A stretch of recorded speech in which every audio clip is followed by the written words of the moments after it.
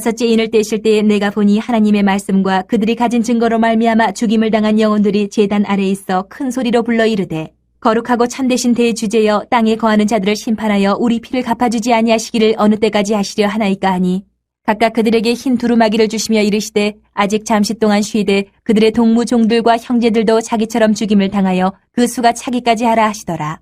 내가 보니 여섯째 인을 떼실 때에 큰 지진이 나며 해가 검은 털로 짠 상복같이 검어지고 달은 온통 피같이 되며 하늘의 별들이 무화과 나무가 대풍에 흔들려 설익은 열매가 떨어진 것 같이 땅에 떨어지며 하늘은 두루마리가 말리는 것 같이 떠나가고 각 산과 섬이 제자리에서 옮겨지매 땅의 임금들과 왕족들과 장군들과 부자들과 강한 자들과 모든 종과 자유인이 굴과 산들의 바위 틈에 숨어 산들과 바위에게 말하되 우리 위에 떨어져 보좌에 앉으신 이의 얼굴에서와 그 어린 양의 진노에서 우리를 가리라.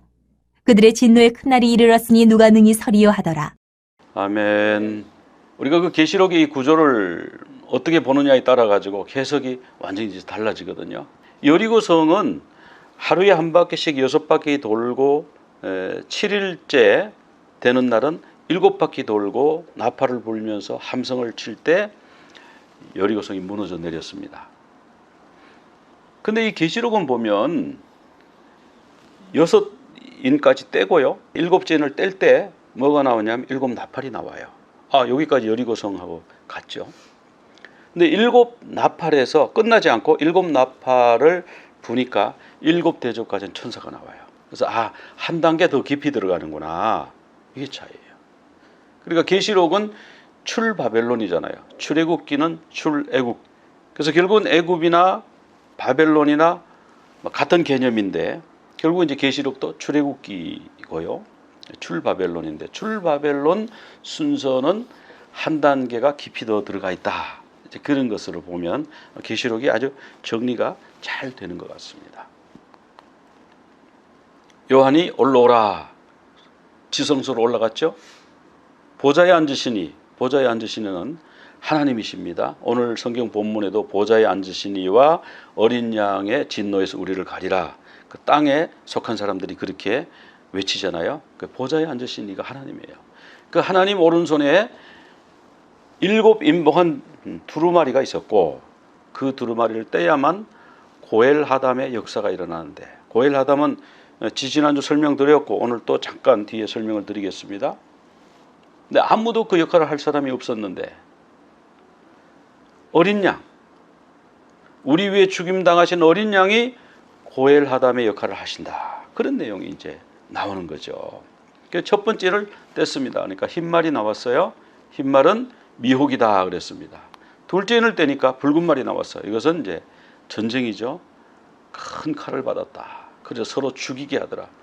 이거는 해석하는데 거의 이론이 없고요. 첫 번째 인은 어떤 사람은 그걸 그리스도로 보고 어떤 사람은 복음 전파자로 보고 이러는데 아무리 봐도 그리스도는 지금 인을 떼고 계시니까 그리스도가 아니고요. 오히려 적그리스도다. 우리 예수님이 미혹을 주의하라. 많은 사람이 내 이름으로 와서 꼭 나인 것처럼 내가 재림한 것처럼 말할 것이다. 하늘에 재림해 있다고 말하든지 이 땅에 내가 재림 예수라고 말한다든지 그렇게 하는 게 미혹이죠. 적그리스도죠. 첫 번째. 둘째 인은 붉은 말. 셋째 인은 이제 검은 말이 나왔는데 이거는 이제 기근입니다. 이것도 해석하는데 거의 문제가 없습니다. 왜 그러냐면 저울을 들고 있고요. 검은 말 탄 자가. 그리고 식량값이 폭등한다고 하는 것을 말하는 소리가 들립니다. 그러니까 이거는 기근. 넷째, 청황색 말. 이것도 뭐 큰 이론의 여지는 없습니다만은 그 이름 때문에 사망이라고 번역했는데 또 뒤에 사망으로 사망을 죽인다. 뭐 이런 말씀들이 나오기 때문에 이 사망이 뭔가 히브리 성경을 헬라로 옮긴 70인역에 가면 이 사망을 전염병을 사망으로 타나토스로 번역한 것을 볼 수 있습니다. 오늘 드디어 이제 다섯째 인을 떼는데요. 다섯째 인을 떼니까 제단 아래 죽임을 당한 영혼들이 있더라. 여기서 이제 몇 가지 질문이 있습니다. 질문이 나올 수 있습니다. 첫째, 제단은 어떤 제단인가? 두 번째, 죽임을 당한 영혼들은 누군가? 세 번째로, 그들은 왜 죽임을 당했는가? 이 세 가지 질문이 여기서 중요한데요. 금제단, 분향단에는 피해 제사를 드리지 말라 그랬어요. 그리고 금제단 아래에는 피를 부을 수가 없어요. 거기는 성소기 때문에 성소 안에 피를 부을 데가 없습니다. 그럼 이 제단은 뭐냐면 번제단이라고 보는데요. 번제단은 뭐냐면 거기서 많은 희생제물을 드려요. 순교한 분들이 희생제물로 하나님 앞에 바쳐진 거죠. 그리고 그 피를 일부는 찍어서 제단 뿔에 바릅니다. 또 금제단 뿔에도 바릅니다. 또 그 앞에 지성소 휘장에다가 7번 뿌리죠. 그리고 나머지 피, 그 남은 피는 어떻게 처리하느냐? 그 피는요, 번제단 아래에다가 붓습니다. 그리고 그 번제단에서 전제를 드려요. 포도주, 피를 상징하는 포도주를 부어서 또 제물을 하나님 앞에 드려요. 그리고 보면 이 제단은 번제단일 것이다. 그런 것이 거의 맞다고 보여지고요. 그러면 이 죽임당한 영혼들은 뭔가? 죽임당한 영혼들은 뭐 당연히 순교자죠. 왜? 하나님의 말씀과 그들이 가진 증거, 어떤 증거일까요? 예수님에 대한 증거 때문에 죽임을 당했으니까 이분들은 순교자입니다. 여기 이제 성막 모형 그림이고요. 거기 번제단이 이 앞에 있죠. 실제로 그때 당시에 많은 순교자들이 생겼습니다. 예수 믿는다는 것 때문에 그냥 예수 안 믿는다 그러고 황제 앞에 분향하고 황제 앞에 절하고 황제는 나의 주 나의 하나님입니다. 1년에 그거 한 번만 하면요 자유예요. 마음대로 살아도 돼요. 근데 그건 못하겠다. 마치 우리나라 일제시대에 신사참배 거부해서 옥에서 돌아가신 분처럼 가정이 다 그것 때문에 엉망으로 됐잖아요. 그냥 그 천황에게 그냥 절하고 천황을 숭배하는 사람은요 그냥 따뜻한 방에 누워서 자고요 가족들도 온전히 지켜줬어요. 근데 신앙의 절개, 하나님만이 나의 하나님이고 세상에 그 어떤 것도 나의 하나님이 될 수 없다, 이런 절대 신앙을 가진 분들이요 많이 순교했어요. 그때 당시에 이렇게 십자가에 묶어서 막 이렇게 해놓고 사람들이 주변에 막 구경하고 사자를 풀어가지고 막 그 자식들과 아내와 부모님이 사자에 물어 뜯기는 장면을 보면서 이들이 십자가에서 죽어갈 때에 얼마나 고통스럽겠습니까? 그런데 끝까지 믿음을 지킨 분들이 있어요. 요즘 현대에 이런 일이 생기면 몇 사람이나 주님을 나의 주 나의 하나님은 오로지 한 분 그분밖에 없습니다, 그렇게 고백할 수 있는 사람이 몇 사람이나 될까? 참 숙연해지는 그런 내용입니다. 네. 구약 성경 여러 군데 보면은 그 뿔에다가 제단 뿔에다가 손가락으로 피는 바르고 남은 피, 나머지는 레위기 4장 7절에서는 송아지 피 전부라고 그랬어요. 그러니까 일부만 붓는 게 아니고 전부를 제단 밑에 쏟을 것이며, 그러므로 피 흘려 돌아간, 참소당에 돌아간, 짐승에 찍혀서 돌아간 그 선교자의 영혼들은요 번제단 밑에 쏟아진 거예요. 그래서 전제물로 드려진 거죠. 그 안디옥의 감독 이그나티우스라는 분이 순교를 당하기 위해서 로마로 압송돼 갈 때 이렇게 기도했답니다. 나를 하나님께 속한 제물로 받아 주시옵소서. 그러니까 하나님 앞에 순교의 제물로 내가 드려지겠습니다, 이런 각오로 갔다고 하는 것이죠. 피는 제단에 붓고요 소재로 드리는 가루 같은데 이런 데는 이제 전제라고 드링크 오퍼링, 포도주를 부어서 드렸어요. 그것도 역시 피를 상징하는 거죠. 빌립보서 2장 17절에 보면은 사도 바울이 내가 너희들의 믿음과 제물과 섬김 위에 나를 전제로 내가 드려질지라도, 내가 죽어서 내 피가 여러분들이 하나님께 드린 그 제물 위에 피가 부어진다고 할지라도, 나의 온 몸에 피가 빠져나가서 부어진다고 할지라도 나는 기뻐하고 너희와 함께 기뻐할 것이다, 그런 말씀이 나와요. 그러니까 이 사도 바울이 살아서도 나는 온전히 다 드리겠다, 나의 피 한 방울 다 주님 위에 다 드리겠다, 전제로 드리겠다, 이렇게 고백한 것을 볼 수가 있고요. 디모데후서 4장 6절에도 보면 전제와 같이 내가 벌써 부어지고, 그건 나의 모든 것을 다 희생했다는 거죠. 나의 손과 발과 온몸, 머리끝부터 발까지 온몸을 다 주님 앞에 다 드리고 이제 남은 마지막 피 한 방울까지도 주님 앞에 전제로 부어드리고 그리고 내가 떠날 것이다. 이제 그런 말씀을 하고 있죠. 이들이 순교한 이유가 하나님의 말씀과 그들이 가진 증거 때문에 순교를 당했다고 그랬는데 계시록에는 그 비슷한 말씀들이 여러 번 반복됩니다. 계시록 1장 9절에도 나 요한은 하나님의 말씀과 예수를 증언하였으므로 여기 증거 나오죠. 계시록 12장 17절에 보면은 용이 말이죠. 용이 하나님의 대적 아닙니까? 이 하나님의 대적이 분풀이를 누구한테 한다고 그랬냐면 여자의 남은 자손한테 한다고 그랬어요. 그럼 여자의 남은 자손이 누군가 보니까 하나님의 계명을 지키며 예수의 증거를 가진 자. 하나님의 계명을 지키는 두 그룹은 유대인과 교회 두 그룹입니다. 근데 예수의 증거를 유대인들은 안 가지고 있어요. 그러니까 교회, 즉 하나님의 대적 사탄 영은 누구와 더불어 싸우느냐?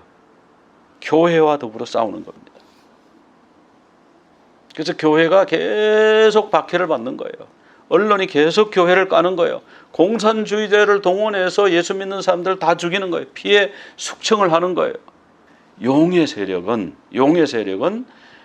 여자의 후손, 여자의 남은 자손, 교회의 대적으로 교회와 싸우고 있기 때문에 지금 계시록 20장 4절에도 보면은 예수를 증언함과 하나님의 말씀 때문에 목뱀을 당한 자들, 너무너무 숙연한 말씀들이에요. 이런 자들은 그리스도와 더불어 살아서 1000년 동안 왕노릇할 것이다. 이런 말씀이 나와요. 마지막 때가 되면 우리 예수님 말씀하시기를 민족이 민족을 나라가 나라를 대적하여 일어나고 곳곳에 기근과 지진이 있고 이 모든 것은 진통의 시작인데 그때에 너희를 사람들이 환난에 넘겨주겠으며 뭐예요? 너희가 누굴까요? 유대인이라고 볼 수 있고 그 다음에 또 누굴까요? 예수의 증거를 가진 교회입니다. 환난에 넘겨주고 너희를 죽일 것이다. 내 이름 때문에 예수 믿는다는 것 때문에 모든 민족에게 미움을 받을 것이다. 이거 예수님의 예언이에요. 아직 여기까지 안 갔죠. 우리가 준비해야 돼요. 근데 이 선교자들이요 하나님 앞에 예수님 앞에 뭐라고 말하냐면 큰 소리로 부르짖어요. 근데 큰 소리로 불렀다는 거는요 무언가가 권리가 있다는 권리. 그리고 요 질문도 보면 권리가 있어요. 거룩하고 참되신 대주제여. 이는 하나님에 대한 호칭이고 땅에 거하는 자들을 심판하여 우리 피를 우리가 주님 때문에 순교당했는데 그 피를 갚아주지 아니하시기를 어느 때까지 하시려 하나니까. 여기 보니까 주님이 그 피를 갚아주는 때가 있다는 거잖아요. 그죠? 여기 지금 분명히 그렇게 말씀하고 있어요. 순교자의 피를 갚아주는 때가 있는데 주님 언제까지 참으십니까? 해주신다고 하셨잖아요. 약속하셨잖아요. 이런 뉘앙스가 들어있어요. 그건 언제 이런 약속을 하셨죠? 근데 구약에 나와요. 구약에 지지난주에 그 룻기 설명드리면서 고헬에 대한 설명을 6가지 고헬의 역할을 말씀을 드렸어요. 룻기는 시어머니에게 지극정성으로 복량한 효부의 이야기가 아니에요. 우리가 유교적으로 그렇게 풀어버리면 룻기를 잘못 푸는 거예요. 룻기는 뭐냐면 고헬에 대한 이야기예요. 고헬. 기업을 물러준다. 그래 이제 고헬을 왜 우리가 이 개념이 확실하게 정립이 안 됐냐면 이 고헬을 성경에서 여러 단어로 번역을 했어요. 고헬을 기업 물을 자 이렇게 번역을 해버려가지고 기업 물을 자. 그러니까 뭐 기업 물러주나 보다. 그리고 뭐 후손의 계대자. 그러니까 또 손이 끊어지면 자식을 이어주나 보다. 여기까지 우리가 생각하는데 레위기 25장 47절부터 49절까지 보면요. 너의 형제가 종으로 팔리면 가장 가까운 친척이 가서 사와야 되는데요. 하나님이 뭐라고 하셨냐면 그렇게 팔린 친척은 종으로 팔린 자는 속량받을 권리가 있나니 이렇게 말씀하고 있어요. 속량받을 권리가 있는 거예요. 그 다음에 민수기 35장 16절부터 나오는 말씀을 보면요, 가까운 친척 중 하나가 누가 억울하게 죽임을 당했어요. 살해당했어요. 그러면 가장 가까운 친척이 그것을 피해 복수를 하게 되어 있습니다. 피해 보복을 하게 되어 있습니다. 이거를 우리 성경에는 피해 보복자 이랬는데 히브리 말로 하면 고엘 하담. 고엘은 말 그대로 고엘이에요.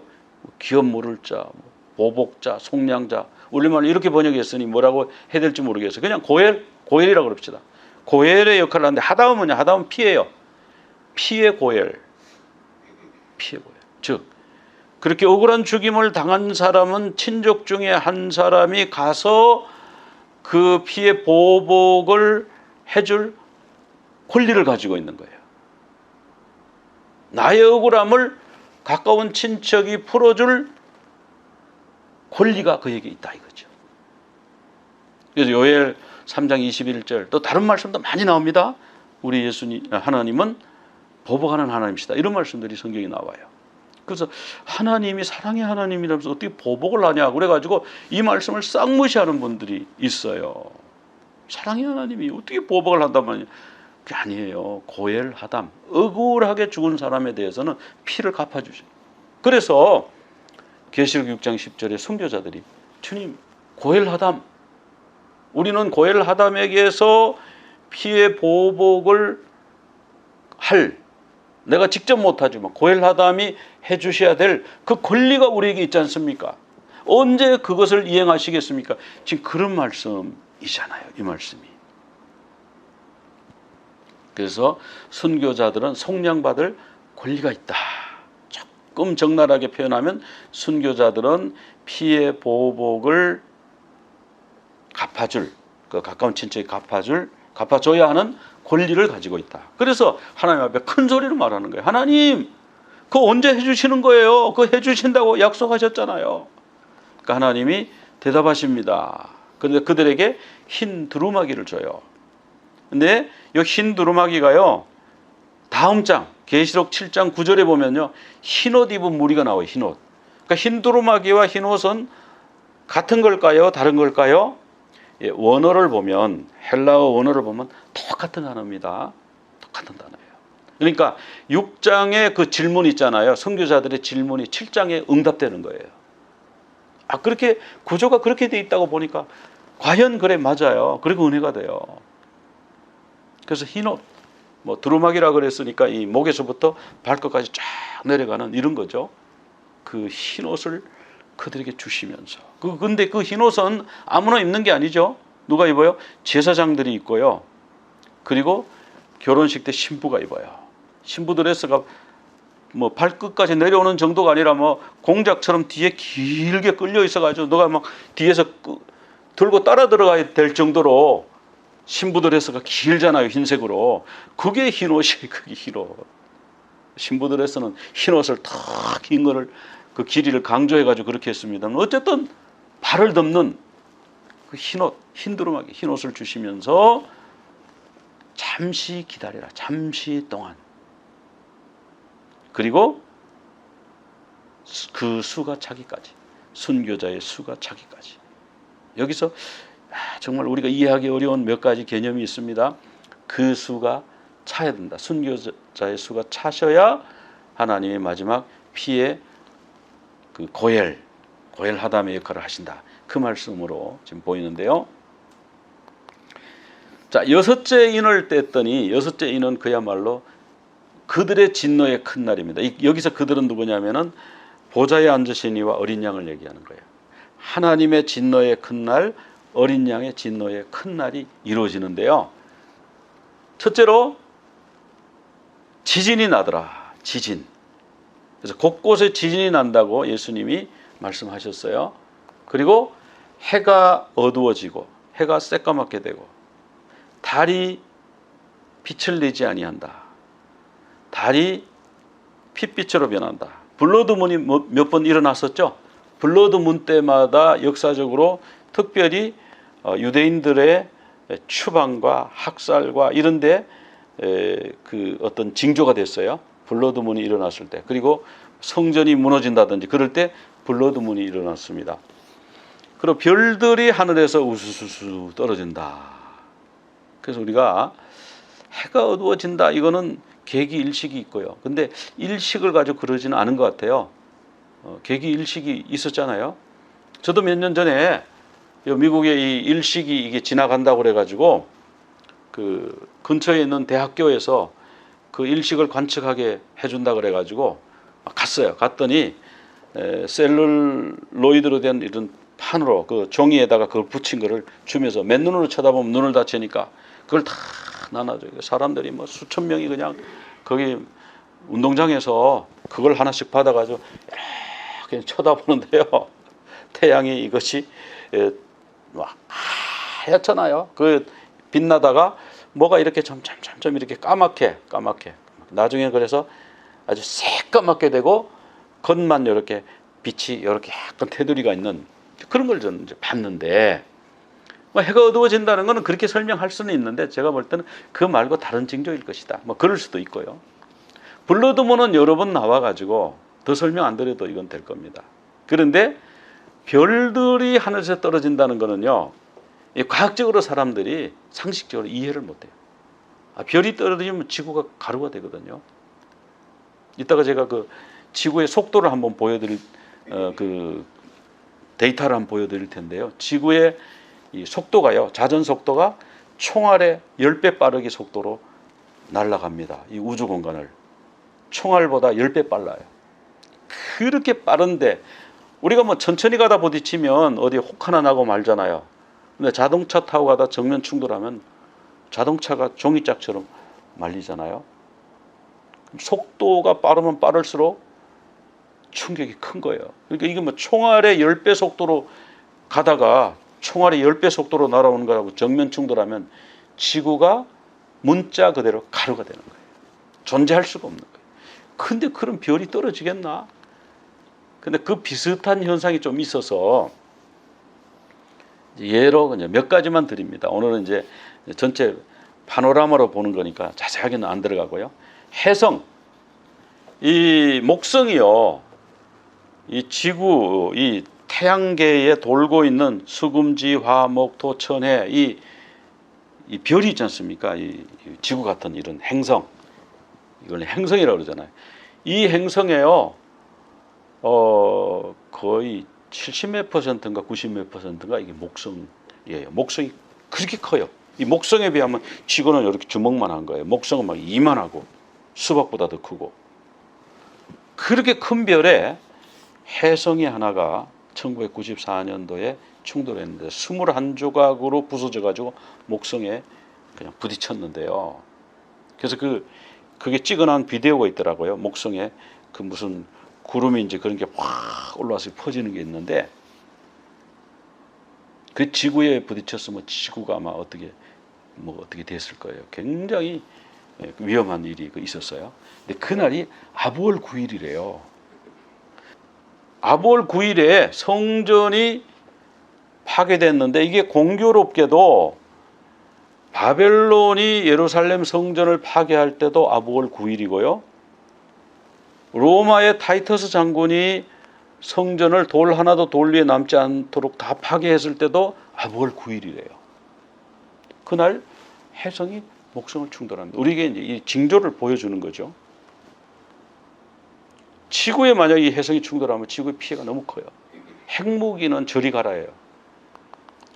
그 다음에 유성우, 일본에 2,000개의 유성이 떨어진 적이 있는데 요즘도 매일 유성이 떨어지지 않습니까? 밤에 별똥별이 떨어지지 않습니까? 대부분은 그 지상 100km에서 소멸된대요. 그러다 어쩌다 하나가 너무 큰 게 덜 타고 떨어지면 타다가 덜 타고 떨어지는 거죠. 그럼 여기 나오는 것처럼 이런 분화구가 팍 생기는 거예요. 이게 뭐 시베리아 어디도 있다고 그러고 여기 아리조나에도 가면 이런 분화구가 있답니다. 이게 이렇게 큰 거예요. 자, 유성우일 가능성도 있고요. 그 다음에 이제 가장 가능성이 큰 거는요, 소행성입니다. 이 태양이 있고요, 주변에 수, 금, 지가 있고, 그 다음에 화성, 그 다음에 목성이 있잖아요. 화성하고 목성 사이에요. 거기에 뭔가 행성이 하나 돌아야 돼요. 근데 거기에 행성이 없고 그 공간에 뭐가 있냐면 이렇게 무슨 부스러기처럼 이 행성 부스러기, 행성이 뭐가 부딪혀서 조각이 났는지 이런 돌덩이가 쫙 이렇게 있는데 이게 개수가 몇 개냐 하면요. 10억 개. 그 중에서 큰 거 있고 작은 거 있잖아요. 지구를 폐허로 만들 수 있는 소행성이 2,000개래요. 그 중에 하나만 어떻게 궤도를 이탈해 가지고 지구와 부딪히면요. 총알의 10배 속도로 날아가는 지구와 이게 부딪히면 지구가 폐허가 된다. 오늘 동영상으로는 안 보여드립니다만은 그 시뮬레이션 한 것을 텔레비에서 한번 방영한 적이 있어요. 그 동영상을 보면요. 그런 큰 별이 태평양 한가운데 떨어지는 걸로 시뮬레이션 하는 겁니다. 그러니까 태평양 물이 쫙 증발되고요. 모든 이 지상에 있는 나무와 모든 것이 다 불타서 사라지고. 그러니까 완전 용암이 터져 나와 가지고 그냥 이 지구를 다 덮으면은 아무것도 살아남는 게 없잖아요. 그렇게 돼 가지고 그게 만약에 다시 회복된다면 수천 년이 걸린대. 이 지상에는 생물체가 하나도 살아남을 수가 없대요.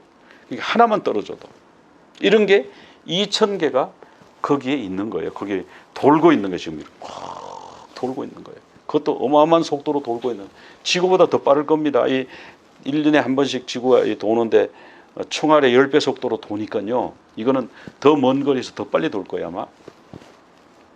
그리고 도시 하나 정도 파괴할 수 있는 소행성은요, 수백만 개가 있대요. 그러니까 요즘 우리가 우크라이나하고 러시아하고 하다 핵전쟁 하면 어떡하지? 막 걱정하잖아요. 핵무기 써가지고 도시 하나 그냥 날려버릴 수 있잖아요. 그죠? 근데 이런 게 수백만 개의 핵무기 정도의 위력을 가진 이런 게 수백만 개가 있다는 거예요. 수백만 개가. 그러니까 이게 지금 우리가 지구가 안전하게 이렇게 살아가는 자체가요. 하나님의 보호하심이에요. 이런 것들이 굴러오면 어떡할 건데요. 그리고 지름 10m 이상의 소행성도 이렇게다. 지구가 자전하는 속도가요. 권총보다 빨라요. 자전하는 지가 뱅글뱅글 돌잖아요. 지구가. 그게 권총보다 빠릅니다. 465m. 그러니까 얼마나 빠른 속도로 우리가 지금 돌면서 돌기만 제자리에서 팽이처럼 도는 게 아니라 이게 또 팽이처럼 돌면서 또 이렇게 태양 주변을 돌잖아요. 여러분 그건 다 아시죠? 이제 중고등학교 때 다 배웠죠? 요즘 초등학생도 이런 거 다 알죠? 그런데 이 공전, 이 태양 주위를 도는 속도는요. 1초에 30km. 그런데요. 더 놀라운 건 태양이 또 어디로 지금 가고 있어요. 어디로 가는지 몰라요. 우리는. 태양이 제자리 가만 뱅글뱅글 도는 게 아니고 태양이 또 엄청난 속도로 어디론가 지금 우주 어디론가 지금 막 달려가고 있는데 어디로 갑니까? 직선으로 갑니까? 아무도 몰라요. 그 직선으로 가는지 나선으로 가는지 이렇게 지그재그로 가는지 그건 아무도 몰라요. 과학자들이야. 제 아무리 똑똑해도 그건 몰라요. 하여튼 태양이 가는데 얼마나 빨리 가느냐? 초당 200km로 간대요. 초당 200km. 그럼 이 태양들이 각각 태양들이 많잖아요. 이것들이 다 이런 속도로 가다가 어느 날 부딪히면 와, 상상을 가루가 된다는 말이 전혀 과장이 아니죠. 자, 이렇게 빠르게 가는 지구에 뭐가 떨어지면 큰 문제가 생기는 거죠. 그래서 마태복음 24장 29절에 우리 예수님도 그렇게 말씀하셨어요. 그 환난 후에는 그날 환난 후에는 즉시 해가 어두워지며 달이 빛을 내지 않으며 별들이 하늘에서 떨어지며 하늘의 권능들이 흔들리리라. 예수님이 말씀하신 겁니다. 예수님이 우화로 말씀하셨을까요? 그냥 비유로 말씀하셨을까요? 예수님의 말씀이 농담으로 들어도 될까요? 롯의 사위처럼 장인어른 무슨 소돔과 고모라가 멸망해요? 이렇게 잘 지어놓은 건물이 어떻게 멸망해요? 농담하지 마세요. 성경에 그랬다고 나오잖아요. 그 롯의 사위처럼 하나님, 예수님 농담하지 마세요. 이런 사람 없겠죠? 정말 하늘에서 별들이 떨어진대요. 그 별이 소행성인지 해성인지 무슨 유성우 운석인지 그걸 몰라요. 그래서 뭔가가 떨어진다. 우리 주님 말씀하셨어요. 이 날이 무슨 날이냐면 진노의 큰 날입니다. 모든 사람들, 땅에 거하는 사람들, 땅의 임금들, 왕족들 뭐 쭉 나오잖아요. 종과 자유인. 하여튼 땅에 거주하는 사람들, 하나님을 믿지 아니하고 하나님을 대적하고 자기들의 배만을 위해 사는 사람들이 굴과 산들의 바위 틈에 숨어서 이 바위야 우리를 덮어다오. 뭐로부터? 보좌에 앉으신 이와 어린 양의 진노에서. 하나님이죠, 보좌에 앉으신 이는. 그리고 그들의 진노의 큰 날이 이르렀으니 누가 능히 서리요 하더라.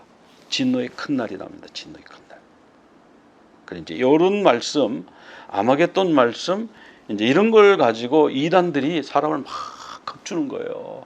진노의 큰 날이 오는데, 아마겟돈 전쟁이 일어나는데 재산을 모아놔서 뭐하냐, 빨리 팔아서 내한테 바쳐라, 뭐 어디다 내라 그러는데 그게 다 자기한테 바치란 얘기. 그게 그래서 적그리스도고 그래서 미혹입니다. 근데 이 진노의 큰 날은 누구에게 내려지는 겁니까? 진노의 큰 날은 여기 보면 땅의 임금, 땅의 사람들에게 내려진다고 돼 있어요. 예수 믿는 우리는요, 예수 믿는 우리는 구원받는 거죠.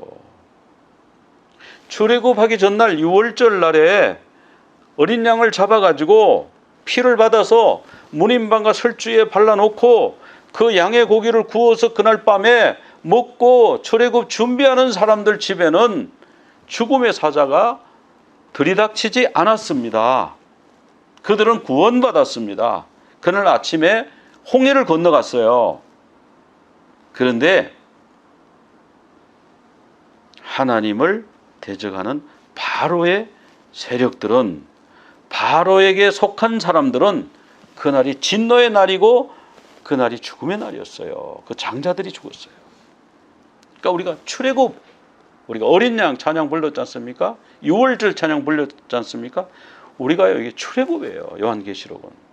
그래서 우리가 뭐 아마겟돈을 전쟁을 겁을 내 갖고 뭘 준비를 하고 뭐 집을 팔아 가지고 뭐 태평양 섬에다가 뭐 땅을 사 가지고 거기를, 그런 일이 있었잖아요. 이단들이 어디 뭐 호주에 어디 뭐 피난처를 만들어야 되고 그 가면 괜찮다고 전부 재산을 다 팔아라. 전쟁 나면 뭐 하냐, 그거 다 팔아 갖고 그걸 다 불로 태웠다는 사람도 있고, 내가 그래도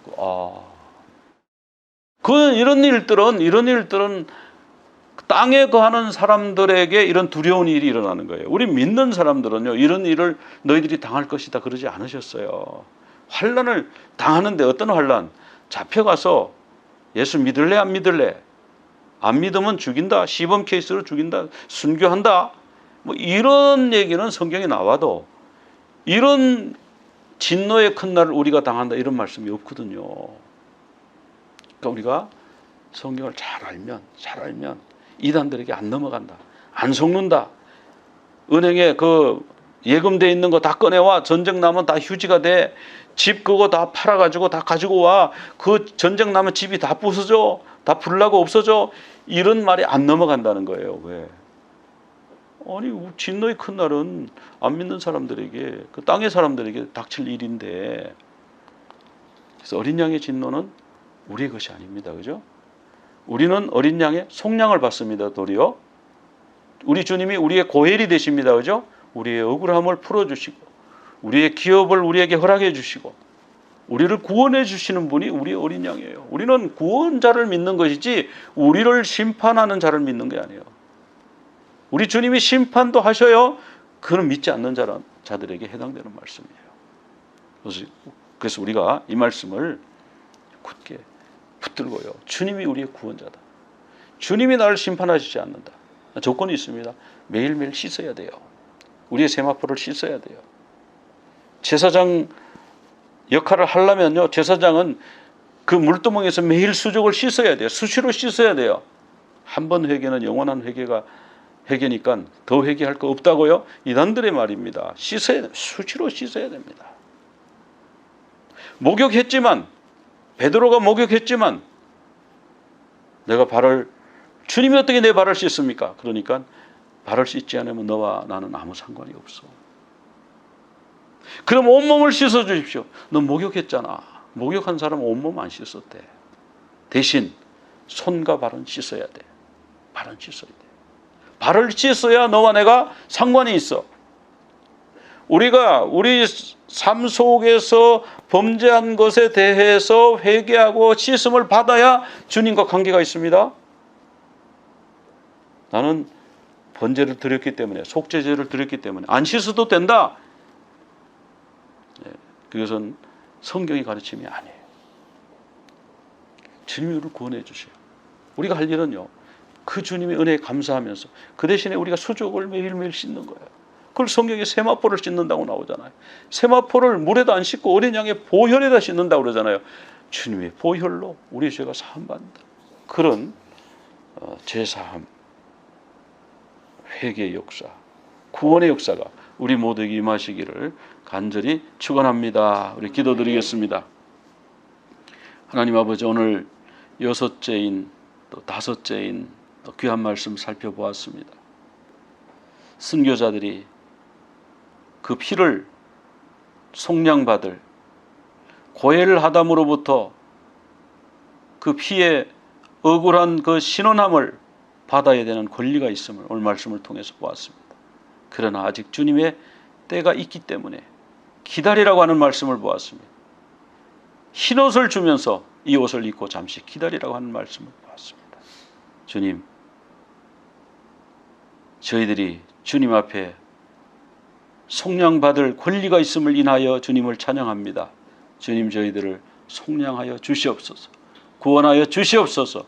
진노의 큰 날에 환난과 심판당하는 자들은 저들이고 우리는 어린 양의 피로, 고엘의 피로 사심받아서 구원받는 자가 되게 하심을 감사합니다.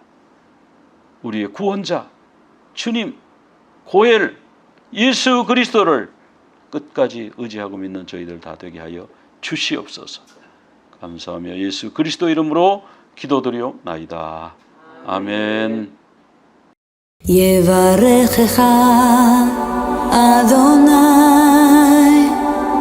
וישמרך, יאר אדוני פניו אליך והוניק יישא אדוני פניו אליך ויעשה לך שלום, ויעשה לך שלום. יברך